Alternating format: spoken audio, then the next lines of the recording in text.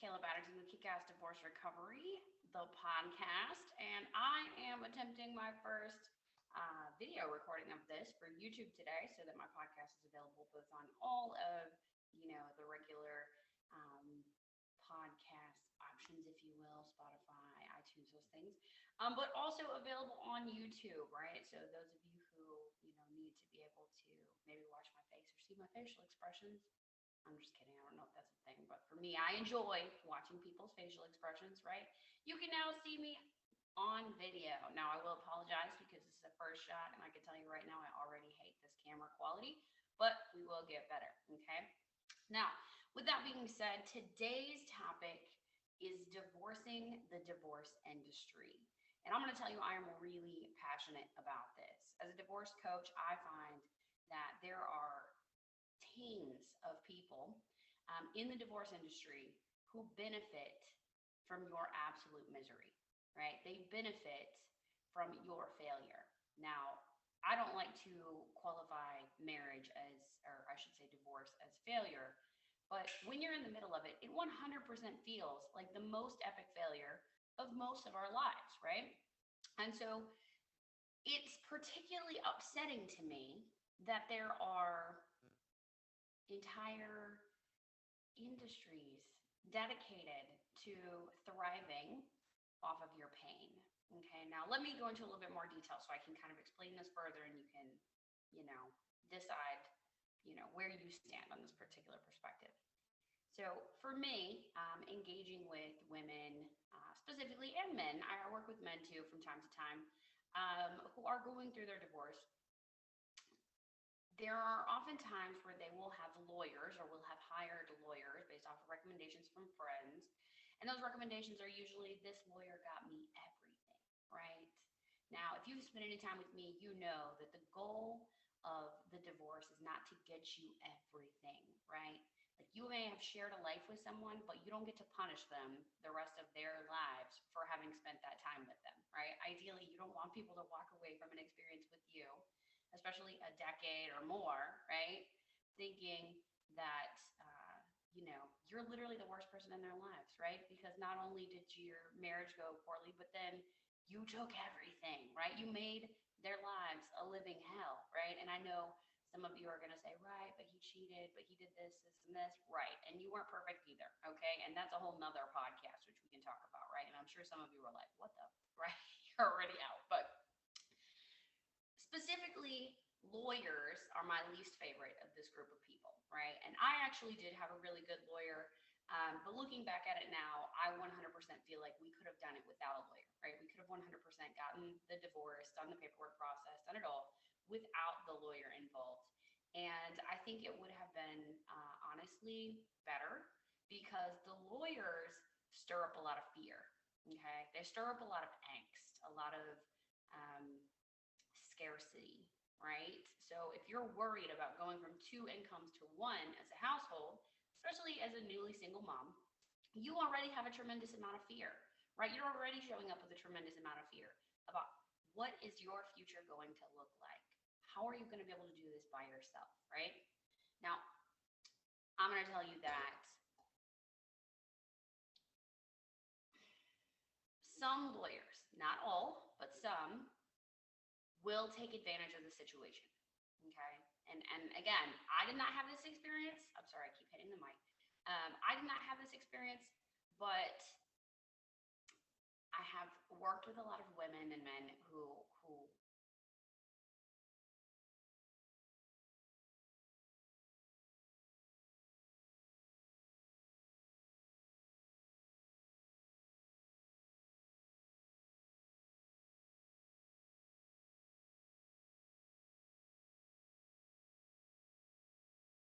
and ultimately it did not serve anybody. Okay. Now, somebody may have ultimately walked out with more custody or more money one way or the other, but it doesn't serve everybody in the grand scheme of things, right? It doesn't. And unfortunately, there are some professionals out there, right? Some lawyers, some psychotherapists, some counselors who take advantage of the fact that you are literally in the worst pain of your life, right? Or most people are in some variation of the worst pain of their life, right? And so With that being said, I always try to advise people from jumping on the idea of getting a lawyer too quickly. Okay, so one, you need a minute. Okay, you need a minute before you start hiring your team, right? And I call that picking out your boots, right? Because you got to pick out your team, right? We're about to walk through some shit. We need to figure out which boots we're gonna wear, right? And I advise people to slow down, okay? Because lots of times you're angry, you're pissed off, and you're like, I just want to make this happen, right? And you think that that's the best case scenario. But when you are working out of anger and fear, okay, those are two emotions that do not serve you basically ever in a functional way, okay? I say ever. I think anger can work for you every once in a while, but for the most part, those two are not good states to make hard decisions out of, okay? So if you are right in the midst of it, if you literally just separated, you just, walked out of each other's houses or whatever, right? Um, it might be beneficial to take a minute, okay? A minute to get clear about what the ultimate purpose of this divorce is and how you want to approach it. Now, I know you're like, isn't the purpose of the divorce to split up? Yes and no, okay? The purpose of the divorce, right? And you have to get clear about this because some people take their purpose of their divorce to, again, stick it to their ex-spouse, right? I'm gonna get him. I'm gonna take him for everything he's worth, right? That is a very common sentiment in the divorce industry, right? And you can find a lawyer who will happily help you do that and who will happily take your money in the process to help you do that, right? Now, again, I'm not shitting on all lawyers. I'm just saying that there are many out there who are not considering your best scenario, right? They're considering their best scenario, specifically their wallet, right? So, sorry, I'm gonna grab a sip of coffee here. Which, with that being said, it is important to take a minute and decide what is your purpose for this divorce, okay?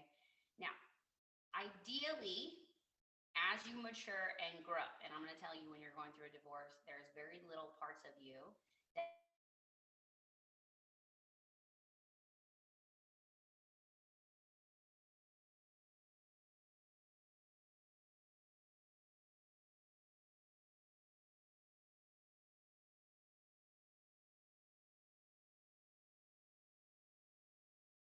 emotions swing from one space to another, right? Because in one minute you can be raging, and in the next minute you can be like, this is okay, it's acceptance, I've got this. And then you can go back to, bargaining and denial, right? I heard someone the other day say, it was a divorce coach, it was another divorce coach, and she said, we move through these different stages linearly. And I choked. Like, I choked because I was like, I don't think you've gone through a divorce if you think that you move through the 5 stages of grief linearly. Like, that is not how it works. You literally can be in acceptance on a Tuesday and on Wednesday be right back in denial, right? Like, your emotions are all over the place, which is why it is important to slow down, okay? This is why it is crucial, right? It is critical. And specifically, it is critical if you have children, okay? If you have children in the mix, it is DEFCON crisis mode 7 that you slow down and that you do your very best in how you engage in this divorce and who you hire on your team to help you with the process, right? In order to protect those babies, okay? And I'm not talking about protect them from their father who is a monster, right? Because often their father is not a monster, right? Often their father is really a good human being who wants to be a part of their lives, but we as women have an advantage in the court system, right? And the fact that we have that advantage in the court system, there are lots of women who 100% take advantage of that for sure. Now, I want to go ahead and confess here that I was not perfect, all right, in the process of my divorce, okay? All of these things that I'm teaching you right now are things that I learned the hard way, okay? I learned them the hard way, right? I made decisions out of fear and anger and sadness and grief and shame. And those decisions did not serve me well, right? And they certainly did not serve my co-parenting relationship with my ex, right? And as we grew, right, as we matured, as we, found respective footing in our new lives, our new single lives or whatever, right? For me personally, and I can't speak on his behalf, but for me personally, I started to realize that I wasn't proud of the way that I had handled my divorce, right? And I wasn't the one that was like, I'm going to take you for everything. But I definitely think I took more than my share initially. And so, we came back and we remedied that later, right? But I'm going to tell you that you don't want to be a year deep and start feeling guilty about the way that you handled your divorce. Okay? Because that's piling on more emotional mess, right? That you don't honestly have time for. Because we're trying to get you out of grief, right? We're trying to get you to a place of genuine acceptance, of letting go of your ex spouse, of feeling good about that letting go, right? And more importantly, being able to work with your ex spouse to co parent beautifully, if there are children involved, and to do it in a way where your children feel like they are a part of two families that love the crap out of them, right? And that will both show up for them and that overcame their egos for them, right? Like, that's what we're looking for. Now, I'm going to tell you that is not the standard picture of divorce, right? The standard picture of divorce is much more aggressive and hostile, right? And there are people like lawyers and psychotherapists who will take advantage of this. Okay. Now, I say psychotherapists because they often will prescribe you into oblivion to help you get into the right headspace, right? To help you be not depressed, to help you be not anxious, to help you be X, Y, and Z, right? Now, here's the deal. I'm not anti-psychotherapist or counselor for that matter. I did use a counselor for a period of time during the middle of my divorce. And for some people, I think some sort of mental health professional may be necessary, okay? Now, I'm going to tell you that early in the stages of my divorce, really before we'd even filed paperwork, we'd really just separated at that point, I absolutely struggled, okay? And there were moments where one would argue I was borderline suicidal, right? And so a mental health professional at that particular point became necessary for me. Now, is it necessary for everybody? No. But in that particular moment, it was necessary for me, at least for a temporary period of time, right? Until I kind of got some footing, okay?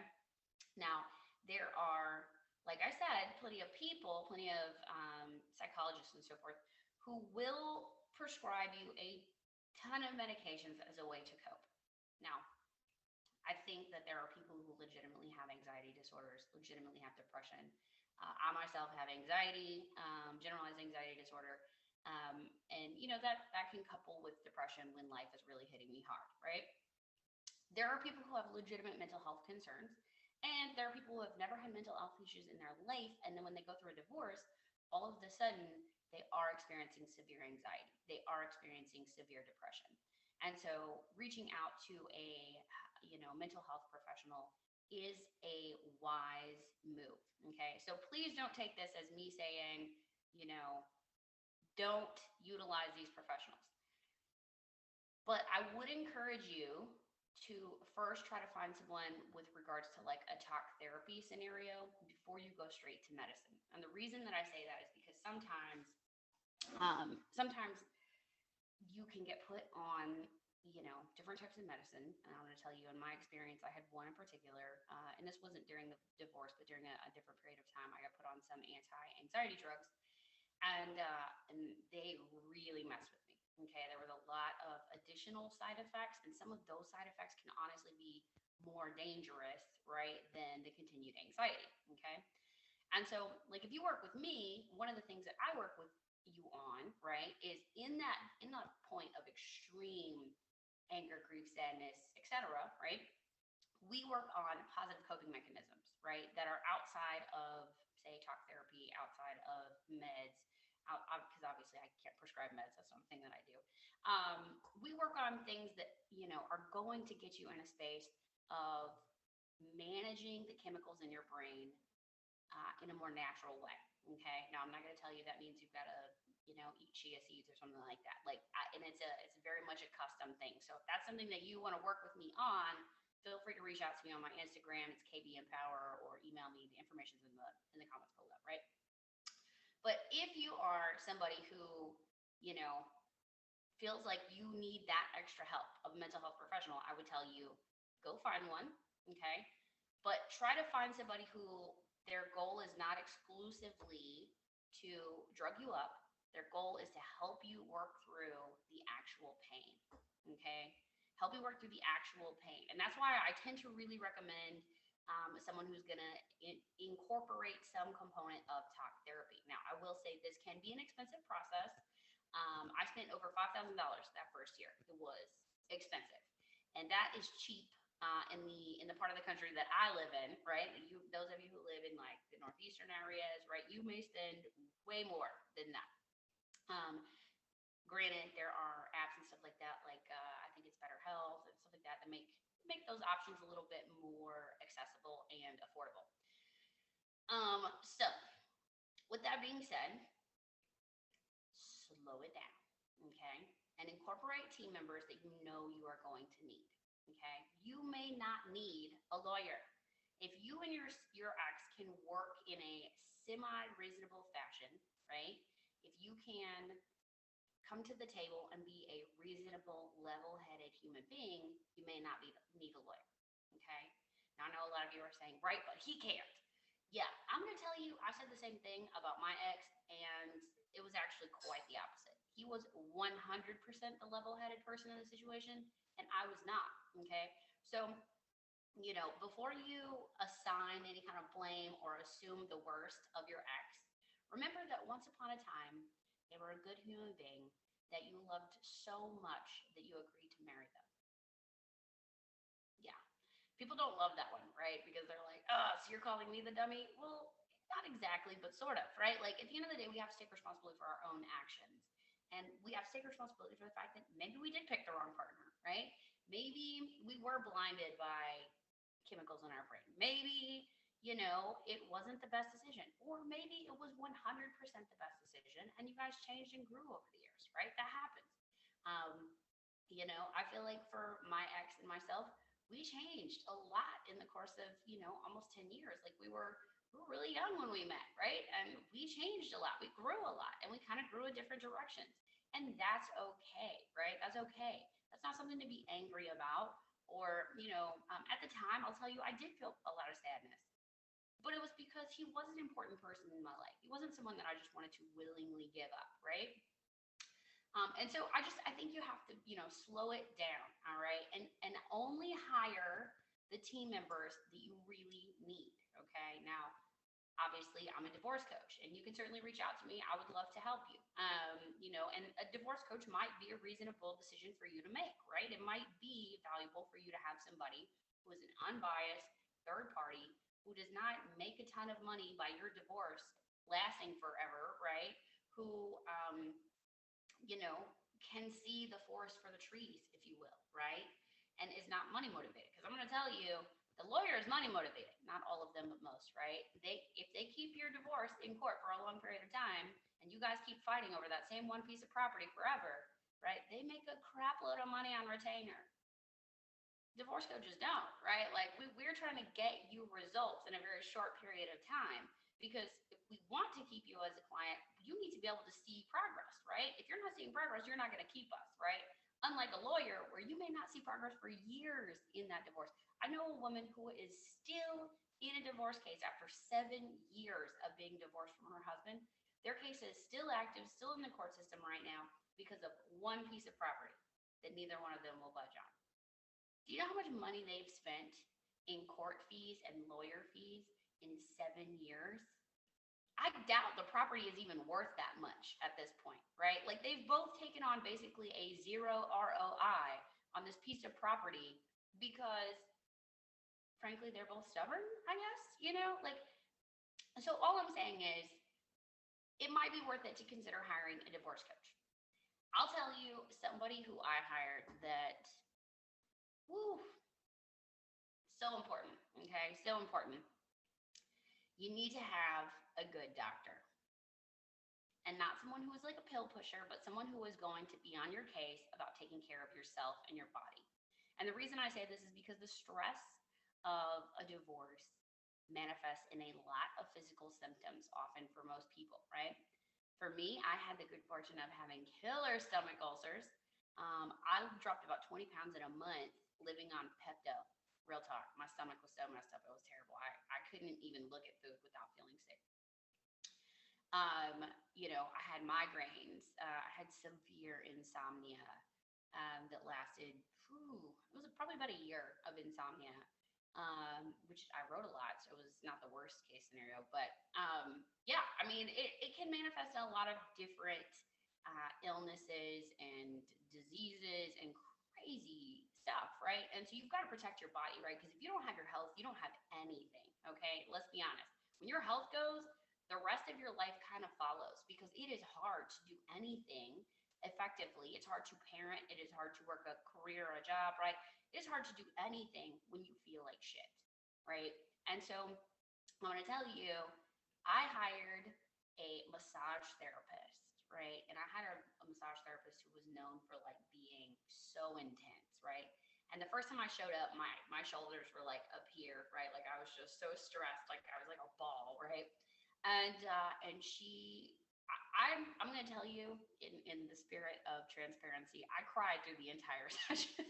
The very first session I was supposed to show up to for this massage therapy, this woman was so kind, but something had just happened right before I walked in with my ex at that particular point, and I don't remember what it was. I couldn't even tell you, but I was just devastated. And somebody had recommended this woman. They said she had hands like magic, and I was like, I'm in, because my neck hurt all the time, my back hurt all the time.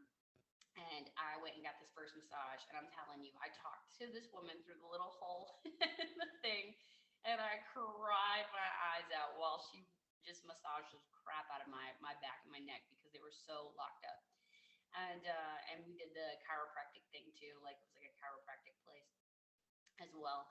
And man, I walked out of there feeling like a different person. Like it was crazy how tense my body had become because I was just so anxious and so sad. I mean, to be honest with you, I was in tremendous grief, and so it is worth it to consider, a massage therapist, to have a really good doctor.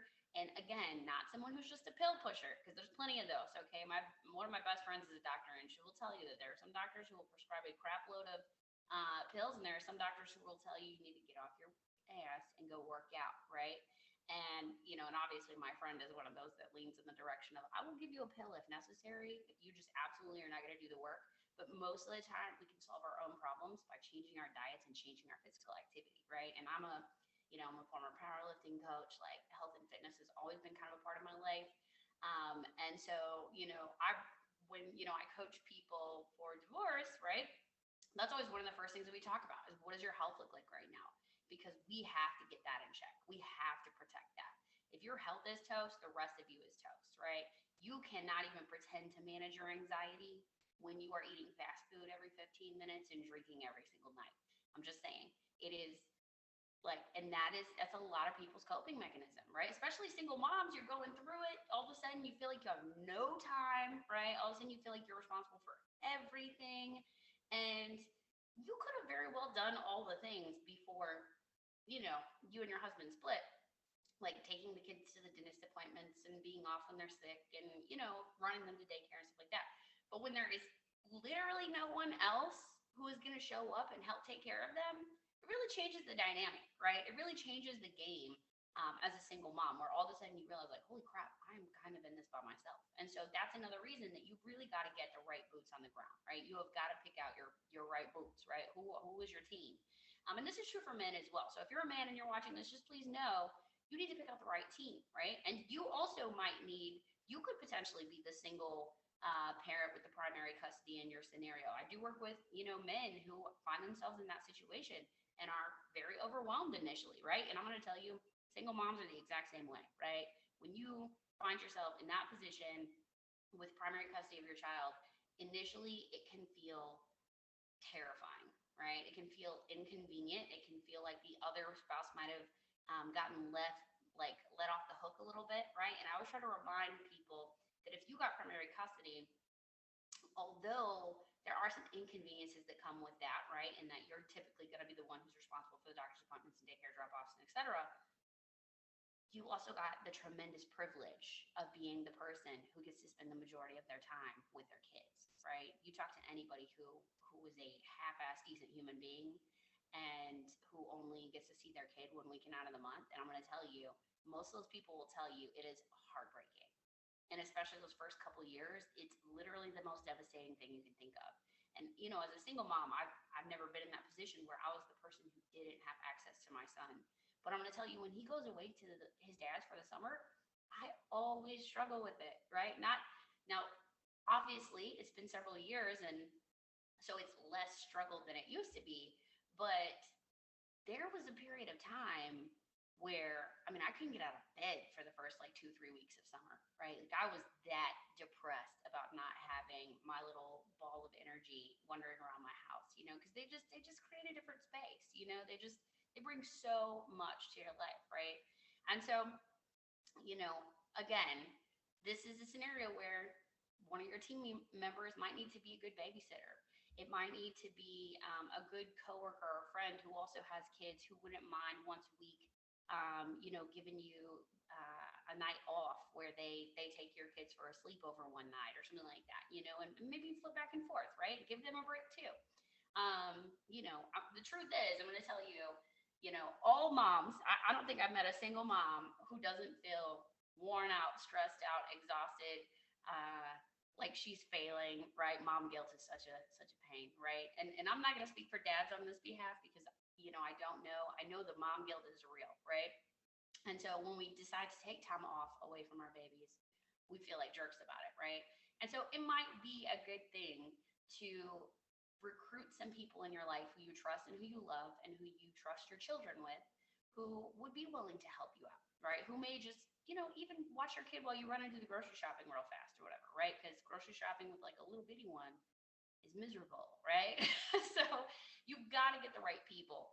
And again, that's why I keep saying, that's why I say I want to divorce the divorce industry, because there are so many people who are not on your side, who are not there for you, right? I'm going to tell you that one of the worst things you can do is take advice from a former divorced person who's still bitter and resentful, right? Those people are always willing to speak up and give you unsolicited advice when they find out you're going through a divorce, but you will always be able to tell when they are still bitter and resentful, right? It will still be very obvious because they will talk shit about their exes.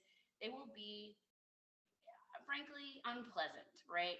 And that's not what you want to create, right? For your child, for your potential future family, right? Like that's not what you want, right? And so, when you're going through it, it can be very isolating. It can feel like no one understands what you're going through. And then if you run across someone who is divorced and they're like, yeah, my ex is such a piece of whatever, don't take advice from that person, okay? Because they never healed, all right? That's what that means. They never healed, all right? If they're still bitter and resentful and pissed off, it doesn't matter whether their ex is a terrible person or not. Because I'm going to tell you, I have met people who their exes were full blown, massive, controlling, abusive, drug addict, narcissist.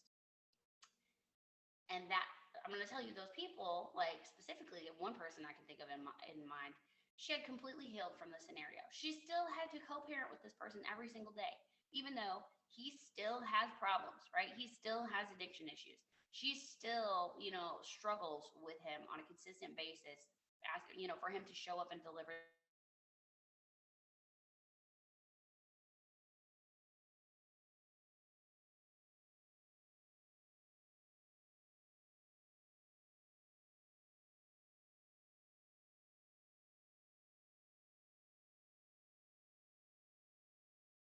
She is a mom who, at the end of the day, wants to protect her children.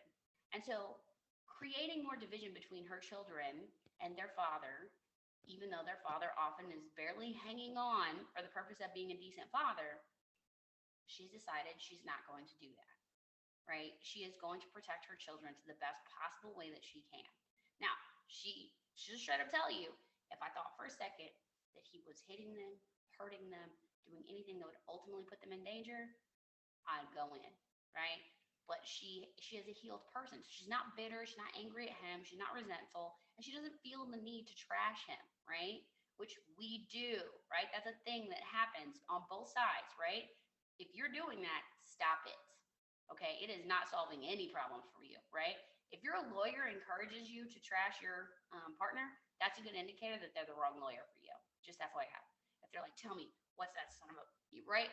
Like, that's a good indicator that that is not the right lawyer for you, okay? If you desperately feel like you need a lawyer, make sure you vet them.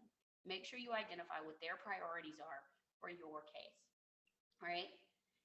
again, we need to slow down. Okay. As we build our team, we need to concentrate on some other things besides the legal piece. The legal piece doesn't go anywhere. Okay. It really doesn't.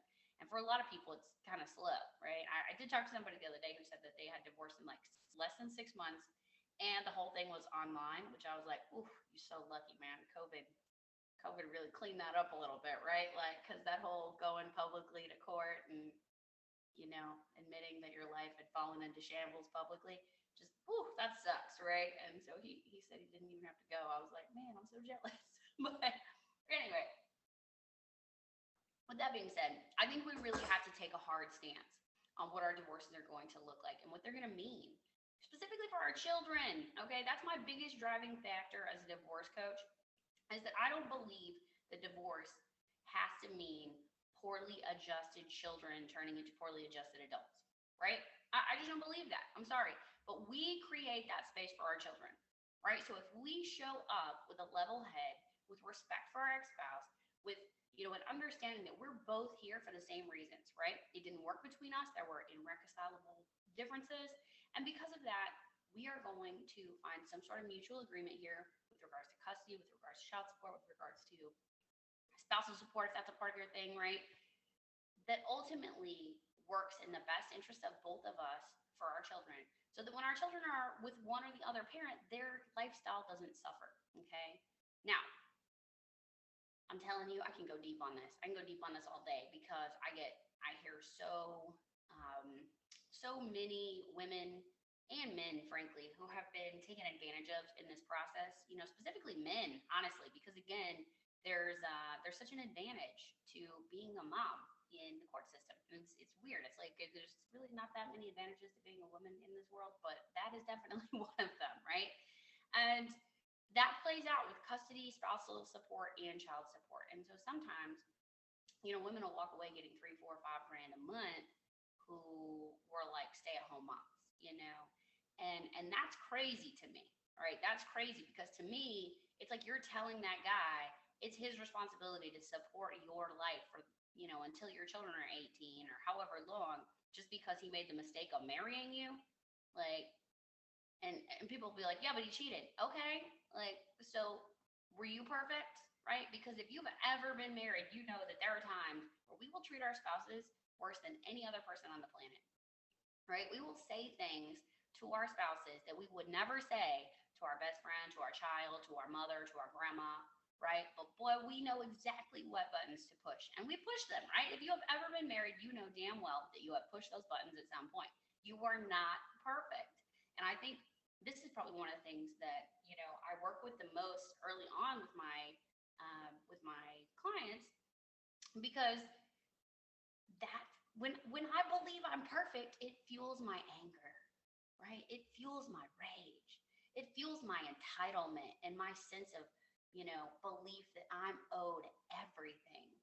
And, I don't know, what your life is like, but I live in America, right? Where you have the right to go get a job, to go fight and apply for jobs that are a crazy amount of money per year, or to go start your own business tomorrow, or to potentially sit on welfare, right? Like there are options out there, right?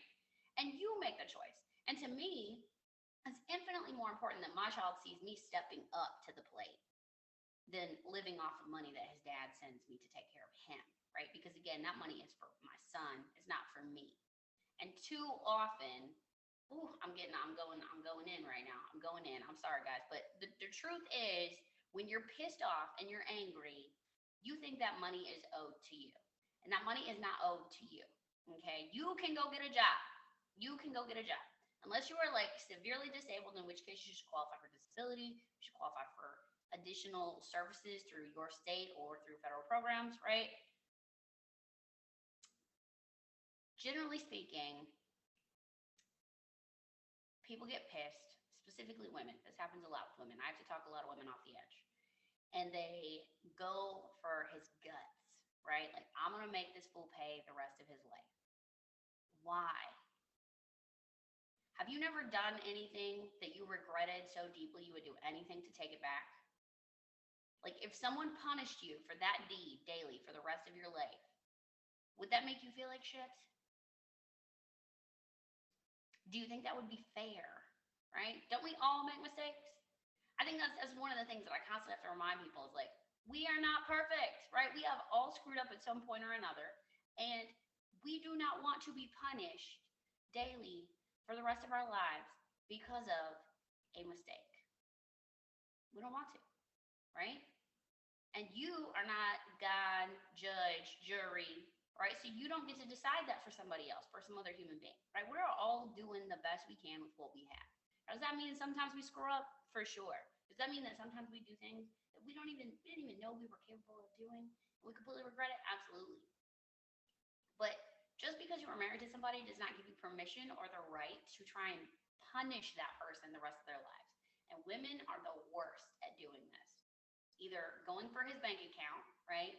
And or using the children as tools, which is the lowest form of humanity, in my opinion, right? If you are going to use your child as a manipulative weapon against your ex, I honestly, I don't know what you're doing with your life. Because at the end of the day, you're putting yourself and your pride and your entitlement above the well-being of your children.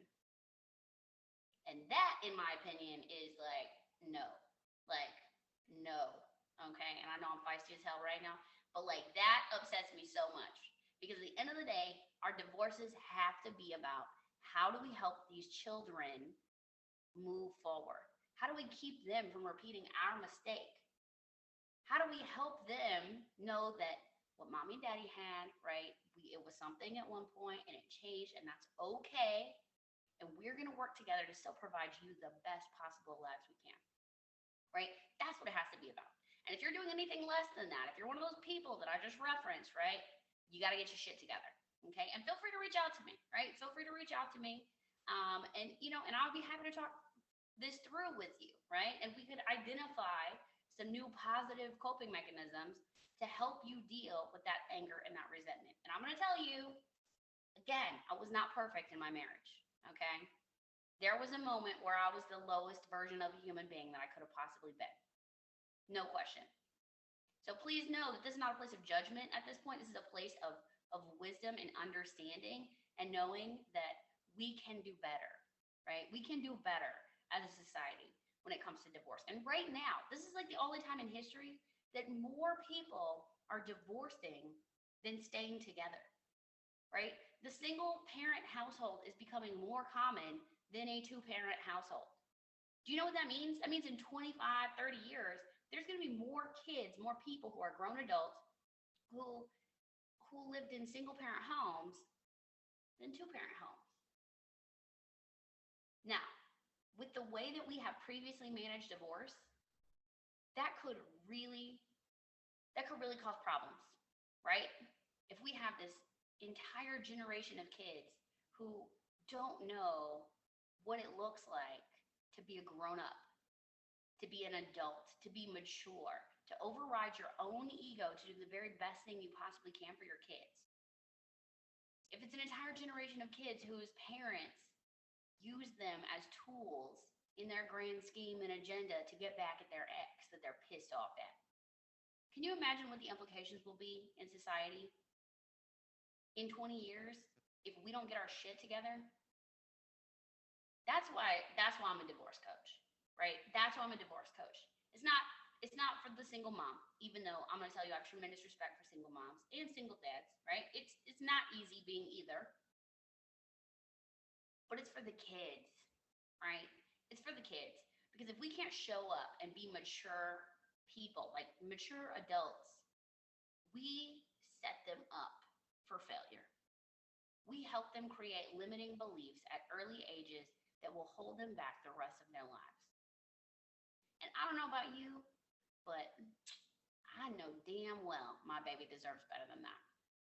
And I'm pretty sure if you're any kind of mama bear, whether you have messed up already, whether you're going to continue to mess up, whether you have been a complete a-hole and maybe you fought for some shit in your divorce that you don't really need at this point and you're realizing that, you can always put the pieces back together, guys.